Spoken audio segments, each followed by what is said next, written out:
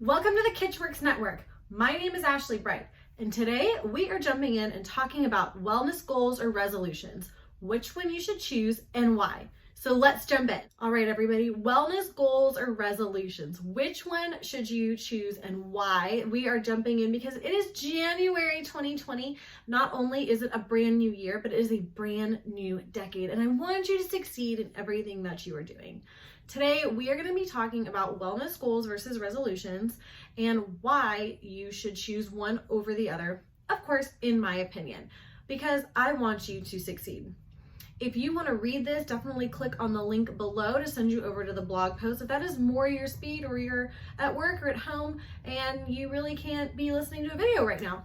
But let's jump in. So I've always got my notes, so if I glance over, that is why. I am not a mind reader. I don't have everything memorized. I spend a lot of time on these things, so I reference my notes.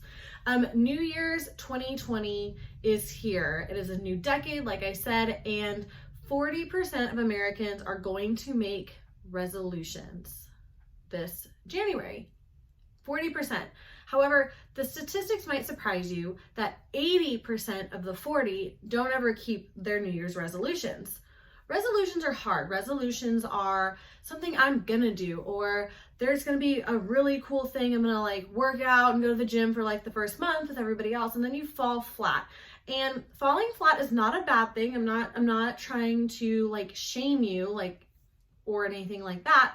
But I want you to be successful, and usually you have a resolution because it's something you want to do or change for yourself, and that is so cool and so important. And we're going to jump in and just kind of talk about why I'm a fan of creating goals instead of resolutions, because like you, I have made tons of resolutions, and I kind of fell flat. I wasn't able to get where I wanted to be or make the changes that I needed to. And 2019 was a year of reflection for me. It was really a time of growth. I went through yoga teacher training, learned a lot about myself, and really took what I learned into the new year of what I wanted to do differently. So let's jump into the first reason why you should be making goals and not resolutions, and how to do that. The first is you really want to shift from the thought of a resolution to a goal. So this is a goal for myself. So we're going to use the example of I'm going to eat healthy 80% of the time, because everyone's all about the 80-20 rule. It applies to food. Kitchworks is a food-based channel. It's where we got our start. So we're going to eat 80% really well, 20%, those are our splurges for the new year. All right. So if you just say, I'm going to do that, that's my resolution, shift your thinking. I feel as if because January's here, that we're all going to just make this resolution. How can you change that into a goal? Shift your mindset. Take a moment, close your eyes, everybody, and think about how you can turn your biggest resolution into a goal. So keep closing your eyes, taking a few big deep breaths to really understand where you are. You still may be in that resolution space, and that's totally okay, but I want to slowly get you over to the goal-oriented space. Shifting your thoughts are going to serve you far greater throughout the year. In order to, begin moving from this resolution space over to this goal space, you have to determine your wellness result. Let me say that again. You need to determine your wellness result. So take a few moments, write it down in a journal, on a notepad. Think about how you felt as your eyes were closed and you were trying to move yourself from a resolution to a goal-oriented space. Now, once you've kind of determined, doesn't have to be set in stone, once you've kind of determined where you are, I want you to visualize it. So we're going to take a second, 30 seconds again, close your eyes and take a moment to visualize what it looks like for you. So take a few moments here. Visualize, think about, what do you see on your journey?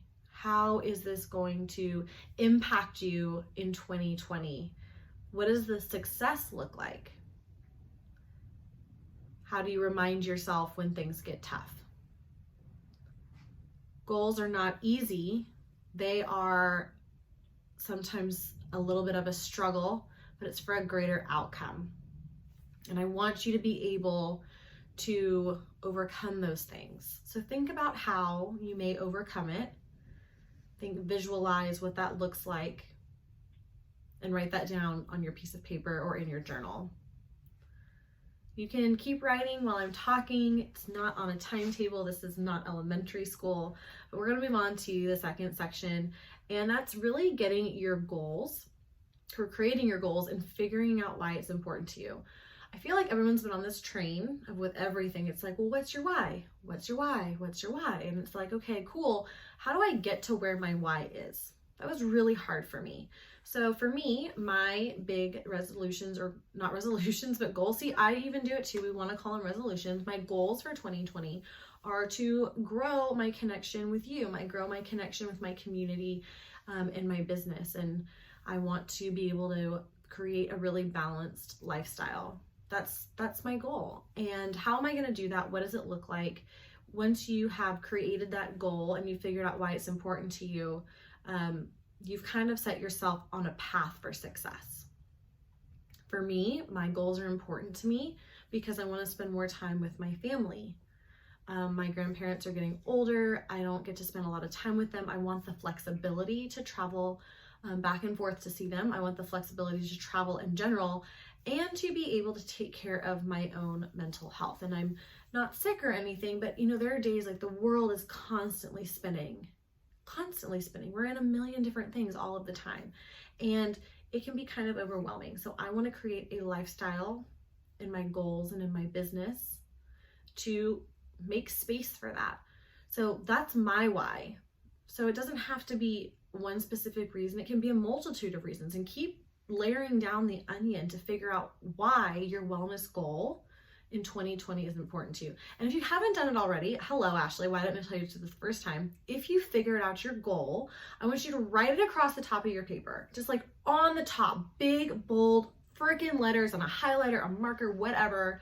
I want you to write that goal. We can have one, we can have two. It doesn't really matter. Take the one that's the most important to you, the one where you figured out deep down why you want to succeed and how you see yourself in that success. Write it down on the top. I want you to constantly look at it. Write it on a big piece of paper, stick it to your bathroom wall. I don't care what you do, but I want you to look at it each and every day. Now, once you've established your why, you're really going to eliminate any hesitancy. You're going to be hesitant sometimes in your thoughts or in your feelings or why you're doing this, like I said, because it's going to get kind of hard sometimes. It's going to get kind of mucky. Once you've established why it's important to you, I want you to go back and look at this page you've created, this word, this goal. Take a look at it when times get a little bumpy and re-resonate with yourself. Take a moment, placing your hand on your heart and on your belly, taking big, deep breaths, and realizing why this goal is important to you. I do this on a weekly basis, sometimes daily. It depends on how hard life gets, you guys. It's going to be a different road for all of us, a different journey, and I want you to be incredibly successful. I know I've used that word a lot because I really mean it. It's one of the things that kind of rocks my socks. I love to see other people happy and successful. So write it down, write down your goal, make sure that it's resonating with you and that you have figured out how you're going to get out of that little slump if you ever hit it. All right, so once you've created your goal and you understand all its importance and why you're doing it, you're going to create a SMART goal. Now, I know that we've never talked about it on this channel, but lots of businesses, schools, they all talk about SMART goals. I'm sure if you are in the 9 to 5, like I am while I run my business, that you have to have SMART goals. Big corporations want you to write down exactly what you're going to do for the year.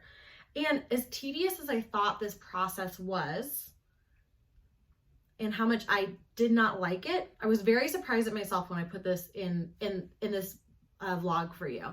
And I say that because I didn't like doing the SMART goals for my 9 to 5 job because I didn't like my job.